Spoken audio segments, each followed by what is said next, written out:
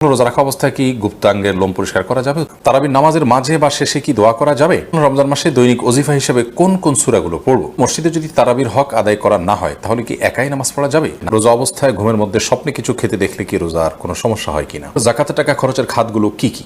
রোজা অবস্থায় স্বপ্ন দোষলে কি রোজা নষ্ট হয়ে যায়? ফিতরা কি আলাদা করে রেখে ঈদের পর আদায় করা যাবে? পাকা চুল বা দাড়ি তুলে না ফেলে বেছে বেছে কেটে ফেলা যাবে কিনা? যেহেতু তুলে ফেললে গুনাহ হয় তাই কেটে ফেলা যাবে কিনা? রোজা অবস্থায় রক্তদান করলে কি রোজা ভেঙে যাবে? শরীর থেকে কোনো কিছু বের হলে নাকি রোজা ভেঙে যায়? রোজা রাখলে হাত পা কাঁপে, মাথা ঘুরায়, শোয়া থেকে উঠতে পারি না, এখন কি করা উচিত? প্রবাসীদের ফিতরা আদায়ের বিধান কি? আমরা কি দেশের হিসাব করে ফিতরা আদায় করবো নাকি যেখানে থাকি ওই জায়গার হিসাব? সেটি হলো, রোজা অবস্থায় ঘুমের মধ্যে স্বপ্নে কিছু খেতে দেখলে কি রোজার কোনো সমস্যা হয় কিনা?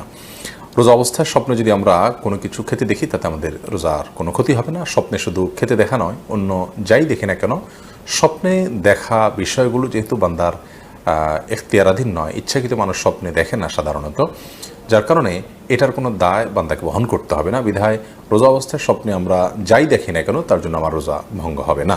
ফিতরাকে আলাদা করে রেখে ঈদের পর আদায় করা যাবে না। ঈদের পর আদায় করলে ফিতরা আদায় হবে না, বরং ফিতরা আদায় করতে হবে ঈদের সালাতের আগে। নবী করিম সাল্লাল্লাহু আলাইহি ওয়াসাল্লাম বলেছেন, মানাদ্দাহা ক্বাবলা সালাহ, যে ব্যক্তি ঈদের আগে ফিতরা আদায় করবে ফাহিয়া মাকবুলা, তাহলে সেটা ফিতরা হিসেবে কবুল হবে। ওমানাদ্দাহা বাদা সালাহ, যে ব্যক্তি ঈদের পরে আদায় করবে ফাহিয়া সাদাকাতুম মিনাস সাদাকাত, অন্য 10টা সাদাকার মধ্যে সাধারণ দান হবে। এটা ঈদের আপনার কি বলে এটাকে, ফিতরার যে দায়িত্ব, সেই দায়িত্বের ফলে কিন্তু আদায় হবে না। করুন। এরপর প্রশ্ন, রোজা রাখলে হাত পা কাঁপে, মাথা ঘুরায়, শোয়া থেকে উঠতে পারি না, এখন কি করা উচিত? রোজা রেখে যদি কারোর এরকম পরিস্থিতি হয় এবং এটা যদি সহনীয় পর্যায়ে থাকে তাহলে তাকে সিয়াম রাখতে হবে। এই অজুহাতে সিয়াম ভাঙার সুযোগ নেই। আর যদি এটা চরম পর্যায়ে পৌঁছে যায় এবং কোনোভাবেই যদি এটা তারা করতে না পারেন, অর্থাৎ এই সিয়াম রাখতে গিয়ে তার মাথা ঘোরানো এবং হাত পা কাঁপা, এটা যদি চরম পর্যায়ে পৌঁছে, যেটা অসহনীয় পর্যায়ে এবং আশঙ্কা থাকে তার জীবনের উপরে, ডক্টর দেখানোর পর ডক্টরও যদি তাকে রেকমেন্ড করেন, যিনি সিয়ামের গুরুত্ব বোঝেন, এরকম ডক্টর, অভিজ্ঞ ডক্টর, তিনি যদি বলেন যে সিয়াম ভেঙে ফেলতে হবে, তাহলে সেক্ষেত্রে রোজা না রাখার সুযোগ আছে। কিন্তু সামান্য একটু শরীর খারাপ লাগছে, তখন তো রেস্ট করবেন, শুয়ে থাকবেন, কিন্তু রোজা ভাঙতে যাবেন না ঠুনকো অজুহাতে। এরপরে প্রশ্ন হলো, রোজা অবস্থা রক্তদান করলে কি রোজা ভেঙে যাবে? শরীর থেকে কোনো কিছু বের হলে নাকি রোজা ভেঙে যায়? রোজা অবস্থা রক্তদান করলে রোজা ভাঙবে না, আর শরীর থেকে কোনো কিছু বের হলেও রোজা ভাঙবে না। তবে রক্তদান করতে গিয়ে যেন এত বেশি রক্তদান করা না হয়, বা দুর্বল শরীরে যদি রক্তদান করা হয় যার ফলে তিনি অসুস্থ হয়ে পড়ে রোজা আর কন্টিনিউ করতে না পারেন, সেই পর্যায়ে যাওয়া উচিত নয়। বাকি এক ব্যাগ রক্ত দিলেন, তিনি নিজের প্রতি নিজের আস্থা আছে যে তার বড় কোনো ক্ষতি হবে না, তাহলে তিনি এটা করতে পারেন। অর্থাৎ এর ফলে তিনি রোজা ভেঙে ফেলতে হবে এরকম দুর্বল হবেন না তিনি জানেন, তাহলে সেক্ষেত্রে রোজা দেওয়াটা এটা রোজা ভঙ্গের কোনো কারণ নয়। আর শরীর থেকে কিছু বের হলে রোজা ভঙ্গ হবে না। আমরা অনেকে মনে করি শরীর থেকে কিছু বের হলে রোজা ভঙ্গ হবে। কেউ একটু বমি করেছেন অল্প স্বল্প, তাদের রোজা ভঙ্গ হবে না। রক্ত দিয়েছেন এক ব্যাগ, তাদের রোজা ভঙ্গ হবে না। তবে ইচ্ছাকৃত বমি করলে সেটি রোজা ভঙ্গের কারণ হবে। মূলত শরীরে কোনো কিছু প্রবেশ করলে, শরীরেও না, পাকস্থলীতে, পেটে খাদ্যের কাজ দেয়, এরকম কোনো কিছু হলে সেটি রোজা ভঙ্গের কারণ হবে। এরপর প্রশ্ন হলো, জাকাতের টাকা খরচের খাতগুলো কি কি? জাকাতের টাকার খরচের খাত সম্পর্কে আল্লাহ রাব্বুল আলামিন সূরা তাওবার 60 নম্বর আয়াতে 8টি খাতের কথা বলেছেন। তার প্রথমটি হলো ফকির, দ্বিতীয়টি হলো মিসকিন, অর্থাৎ যার অল্প আছে, যা দিয়ে তার দিন ভালো করে চলে না, একান্ত মৌলিক প্রয়োজনটা পূরণ করতে তার কষ্ট হয়, তিনি, অথবা যার কিছুই নেই, এই উভয় শ্রেণী মানুষ। আর তৃতীয়ত হলেন ওয়াল আমিলিনা আলাইহা, জাকাত কালেকশনে যারা নিয়োজিত থাকেন তাদেরকে ইসলামী রাষ্ট্র বেতন হিসাবে জাকাত থেকে দিতে পারবে, যারা জাকাত কালেকশনে থাকবে। আর 4 নম্বর হলো ওয়াল মুআল্লাফাত কুলুবুহুম, অমুসলিম যাদেরকে ইসলামের পথে আকৃষ্ট করা প্রয়োজন, তাদের মাধ্যমে মুসলিম মিল্লাহ উপকৃত হবে, তাদেরকে ইসলামের জন্য তাদের সিম্পেথি প্রয়োজন, তাদেরকে জাকাত দেওয়া যেতে পারে। কিংবা যাদেরকে জাকাত দিলে, মুসলিমদের মধ্যে থেকে যাদেরকে জাকাত দিলে তারা ইসলামের পথে আসবে বা ইসলামের সৌন্দর্য তারা দেখতে পারে, এরকম। 5 নম্বর হলো ওফির রিকাব, কৃতদাস, দাসী মুক্ত করার জন্য জাকাতের টাকা দেওয়া যাবে। আর 6 নম্বর হলো আল গারিমিন, যারা ঋণগ্রস্ত তাদের ঋণ পরিশোধের জন্য জাকাত দেওয়া যাবে। আর 7 নম্বর হলো ফি সাবিলিল্লাহ, আল্লাহর রাস্তায়। আল্লাহর রাস্তা বলতে অনেক উলামা ইকরামের মত হলো জিহাদে যারা লিপ্ত তাদেরকে জাকাত টাকা দেওয়া যাবে।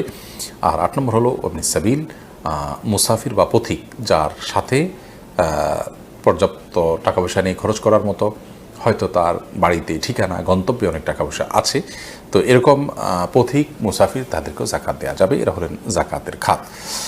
এর মধ্যে থেকে যে কোনো একটা খাতকে, যেমন গরিবকে, একজন মিসকিনকে আপনি জাকাতের টাকা দিলেই জাকাত আদায় হবে। পাকা চুল বা দাড়ি তুলে না ফেলে বেছে বেছে কেটে ফেলা যাবে কিনা? যেহেতু তুলে ফেললে গুনাহ হয় তাই কেটে ফেলা যাবে কিনা? কেটে ফেলা তাও এক ধরনের তুলে ফেলার মতোই, যদিও আক্ষরিক অর্থে হাদিসের খেলাফ হবে না কেটে ফেললে, তারপরেও হাদিসে যেটি বলা হয়েছে সেটি দ্বারায় এতুল অপসারণ করা বা এটাকে লুকানোর যে চেষ্টা করা, সেটার বিরুদ্ধে নবী সাল্লাল্লাহু আলাইহি ওয়াসাল্লাম আমাদেরকে মানে সেটা না করতে বলেছেন, এমনটিও হতে পারে। সে অর্থে মানে আমরা যদি কেটে ফেলি সেটিও তার সেই নির্দেশ লঙ্ঘন হবে সেক্ষেত্রে, এই জন্য এটা অ্যাভয়েড করা উচিত। এবং তিনি বিকল্প যেটি বলেছেন তা হলো যে আমরা যে কোনো কালার করতে পারি, কালো ছাড়া লাল ইত্যাদি কালার করতে পারি। এরপরে প্রশ্ন হলো, মসজিদে যদি তারাবির হক আদায় করা না হয় তাহলে কি একাই নামাজ পড়া যাবে? মসজিদে তারাবি পড়তে গিয়ে যদি খুব বেশি হুলস্থুল করা হয়, খুব বেশি তাড়াহুড়ো করা হয়, যার ফলে অর্থের মধ্যে বিকৃতি সাধন হওয়ার আশঙ্কা থাকে, বড় ধরনের ত্রুটি হয়, কি পড়া যায় কিছুই বোঝার উপায় নেই, রুকু সিজদার মিনিমাম যেটুকু প্রয়োজন অপেক্ষা করা কমপক্ষে সেটুকুও যদি কেউ না করে, তাহলে সেক্ষেত্রে অবশ্যই আপনি বাসা বাড়িতে অন্য আরও কাউকে সাথে নিয়ে জামাত করতে পারেন কিংবা একাকিও তারাবি পড়তে পারেন। কিন্তু ফরজ যে নামাজ আছে সে নামাজ অবশ্যই জামাতের সাথে মসজিদে আপনাকে আদায় করতে হবে, সেটা এক মসজিদে না হলে অন্য মসজিদে। আর তারাবিটা আপনি বাসায় আলাদা জামাত করে আদায় করতে পারেন, বিশেষ করে যখন এই অজুহাত আপনার থাকবে। এরপরে প্রশ্ন, রমজান মাসে দৈনিক ওজিফা হিসেবে কোন কোন সূরাগুলো পড়ব? রমাদান মাসে পড়ার জন্য সুনির্দিষ্ট কোনো সূরা আমার জানা নেই যে অমুক অমুক সূরাই শুধুমাত্র পড়তে রেকমেন্ড করা হয়েছে। আল্লাহ তাআলা মাসে কোরআন নাজিল করেছেন বিধায় গোটা কোরআনই বেশি বেশি করে তেলাওয়াত করা উচিত, বুঝে পড়া উচিত, কোরআনের মর্মচর্চা করা উচিত, কোরআন শোনাশুনি করা উচিত। নিজে তেলাওয়াত করবেন, আরেকজনকে শোনালেন, আরেকজনকে তেলাওয়াত করলেন, নিজে শুনলেন, এরকমটি রমাদানে করা উচিত। বাট রমাদান মাসে কোরআনে কারীমের তেলাওয়াতের জন্য সুনির্দিষ্ট কোনো অংশ ফিক্স নেই যে এটুকুই তেলাওয়াত করবেন বা এই সূরা বারবার পড়বেন, বরং গোটা কোরআনই আপনি তেলাওয়াত করার চেষ্টা করবেন।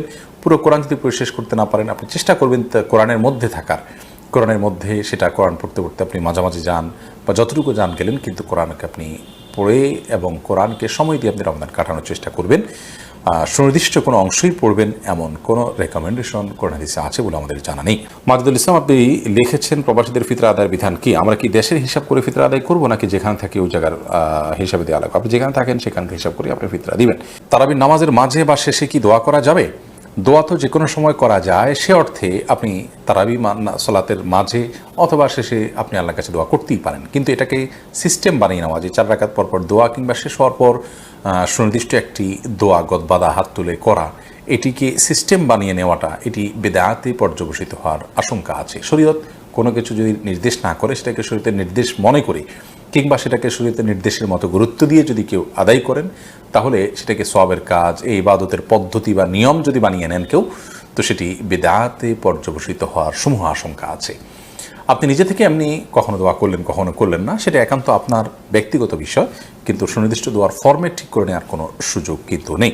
এরপর প্রশ্ন হলো, জাকাতের টাকা কাউকে না বলে দেওয়া জায়েজ হবে কিনা এবং ভাই বোনকে জাকাত দেওয়া যাবে কিনা? ভাই বোন তারা যদি প্রাপ্তবয়স্ক হয়ে থাকে, অভাবী থাকে, জাকাতের হকদার থাকে, তাদেরকে অবশ্যই জাকাতের টাকা দেওয়া যাবে, জাকাতের টাকা দিয়ে তাদেরকে স্বাবলম্বীও করে দেওয়া যাবে।